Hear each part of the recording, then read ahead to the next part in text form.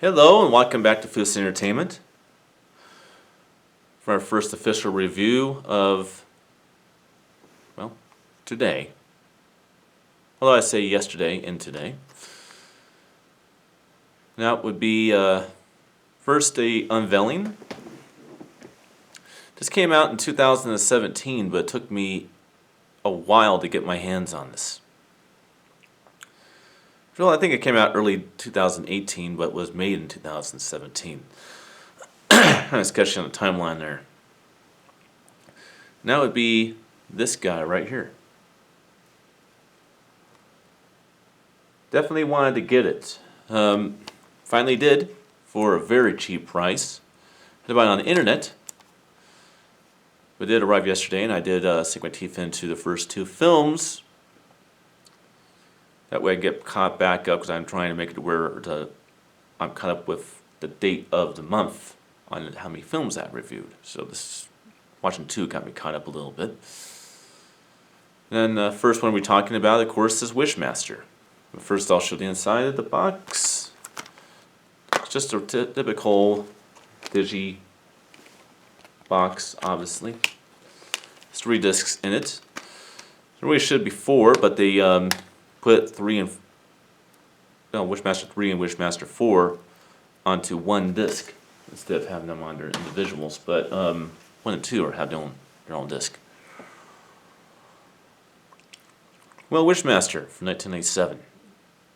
The first time I saw this movie, it was on VHS down in a basement in one of my childhood homes when I was a teenager.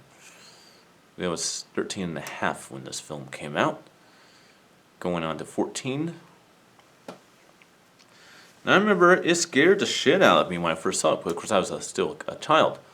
But then I very quickly just loved the movie and watched it again the next day, and just became a fan of this movie. This is a gem that a lot of people really missed. Believe it or not, there's actually a lot more people out there in the world that have not seen a Wishmaster movie than people that have. And it's quite a shame because he has become one of the bigger icons of modern horror in the world of cinema.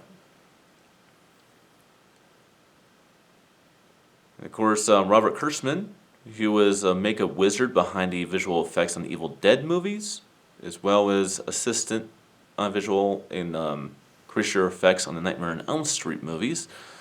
Was the director of this, and I think this might be the only movie he directed. I don't know, it's the one I remember. But this film is just very, very, very cool. I've always liked it. It's always kind of been a film I go back to that I enjoy every single time I watch it. It really lives up to what a lot of people have to say about it. And a lot of people like this movie, but like I said, there's not enough people that's seen it. In the modern audience, there's just not a whole lot who cared about it. They're all stuck on these old icons, and of course, all these James Wan, realistic, paranormal horror movies. They kind of forget about all of these other franchises. This one probably being one of 2 of the rarest ones that I love, but not enough people have gotten into in the new millennium. And these are really good movies. Well, let's go on to the plot of the first film. We start out pretty much in the past tense, quite a bit past tense, with it being about 1,000 years ago, during the Persian Empire, to where, of course, I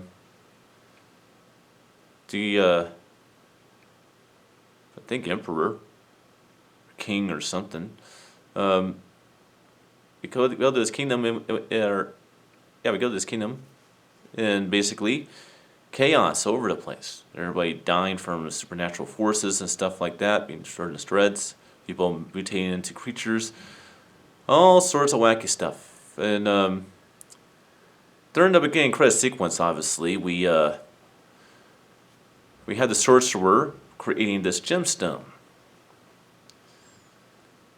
And of course, he battles it out with our monster, which is known as the Jinn. Now, what's interesting about this movie versus most other franchises is that this one is actually based off of a real, actual mythology. It's older than time, about the genie in the bottle type of mythology, but the origins of it, really where it comes from, in a much darker mythology, with the legend of the Jinn,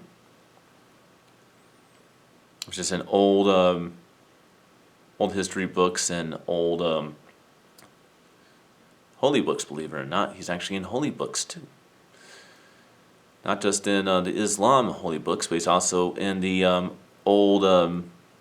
very Old Testament. When I Old Testament, people, is not the Old Testament that I read when I was a child. My mom and dad read as a child. I'm talking about the Old Testament, the one that kind of existed during the grandfather and great-grandfather generations. Yeah. If you go far back enough with even biblical writings, you could probably find the Jinn legend somewhere in there. So yeah, it's a real mythology. It's kind of cool. It has to do with the whole creation thing. You know, the creation theory about how God bred life into the universe. The universe gave birth to angels, and the earth gave birth to man, and the fire gave birth to these creatures known as the Jinn. And the legend has it that they want to overwhelm humanity by granting of 3 wishes to those who wake them, bringing on the holy legion of the Jinn onto the earth and overwhelm man, and pretty much bring the domination of humanity in the fall of Eden, or something along those lines. And well, of course, the sorcerer traps the Jinn into the stone. We're going on to another mythology, the Persian god known as the Ahura Mazda, which is a relic statue in which the stone is hidden inside. Well, there's this art dealer played by Robert Englund. Remember his name real quick. Beaumont, who collects antiquities and relics. And basically, he came across the Ahura Mazda that has a gemstone in it. And upon having it transported safely, it arrives, but the forklift driver is drinking alcohol with coffee, and one thing leads to another. His courier assistant gets smashed into a pancake by the statue falling on top of him. That's where the Ahura Mazda is. It's actually a statue with the evil trapped inside. And of course, some worker working around there gets a hold of the stone and pawns it, and it ends up in this auction house, which of course introduces us to our main character, Alex. And she, of course, trying to appraise the stone and wakes up the Jinn. Then the Jinn has to collect souls by granting them a wish to charge the stone. Does not mention in this movie how many souls he has to collect. That's kind of in the second movie. But he collects just a number of souls by charging the stone with granting of a wish per soul. He has some pretty innovative ways of killing people by the granting of a wish, I might add. The Jinn is played by, he's actually a South Carolinian, he's actually from South Carolina actor, but I always think he might actually be Russian. And that's Andrew Divoff, or Yeah, Andrew Diop. I'm pretty sure I didn't pronounce his name correctly. He played a Jin in this movie as well as the second film. He had a lot of fun with this character. He really brought a lot to it. Little trivia is they actually came up with that voice, not with just imitation of his acting skills, but he actually used protein milkshakes like the ones that I drink, and kind of grogged up his throat a little bit to where he could make that accentuation of that voice that he has playing the Jin. You woke me, fulfill the prophecy.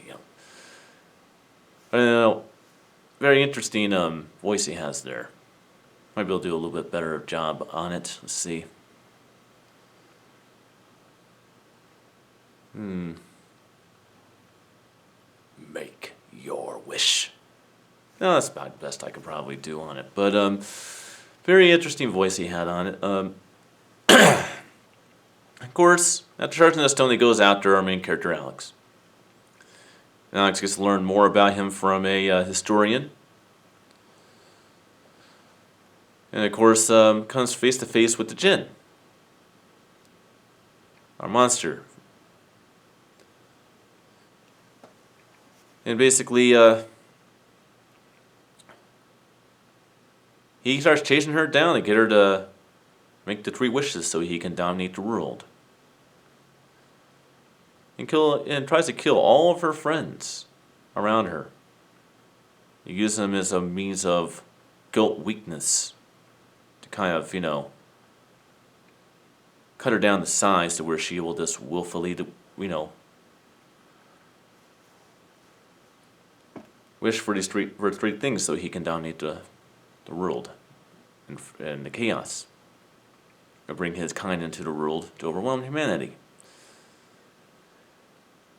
Now, something that's very interesting about this movie is you actually have almost every single one of the horror icons that we come to know. You have Robert Englund, who played Freddy Krueger. You got Tony Todd, who played Candyman. You got Kane Hodder, who played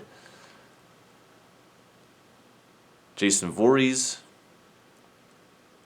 People don't really know this, but the narrating voice at the beginning of the film is actually Angus Scrimm, who played a tall man. And you got Ted Ramsey, who does a lot of creature characters throughout Sam Ramsey's career in Evil Dead movies and those other films. It's also in Candyman as well, I might add. So you have a lot of interesting people in this movie. And it's directed by the visual effects artist behind a lot of these movies. So it's actually kind of interesting. And of course, she outsmarts Jen by actually doing this. She does make the 3rd wish to basically, I wish that the guy who was, of course his real name, obviously the character's name in the movie, but wishes that the guy that was drinking on the job that caused all this chaos to happen in the first place wasn't. And he grants that and basically gets put back into the stone.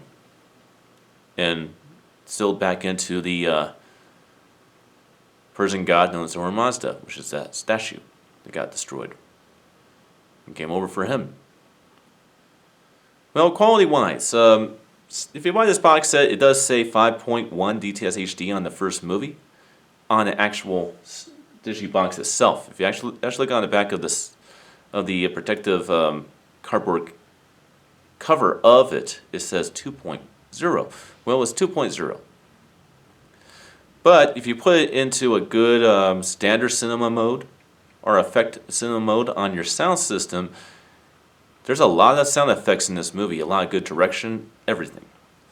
As for video, it looks very good. It actually looks very, very good for video. Of course, I watched it on projector, but it looked very good on this projector. It really had clean image. It looked, keep in mind this is 1997 film, so obviously it's going to look like a digital movie. But yeah, very cool. It wasn't washed up or anything, and not too grainy, but it was actually very good quality. Well, that's going to do it for this because I am running out of time. That's my thoughts on Wishmaster from 1997. I'll see you guys next time for my review, theatrically, of Wishmaster 2, Evil Never Dies, and I will tell you about what I thought about the theatrical experience on both films then. Until then.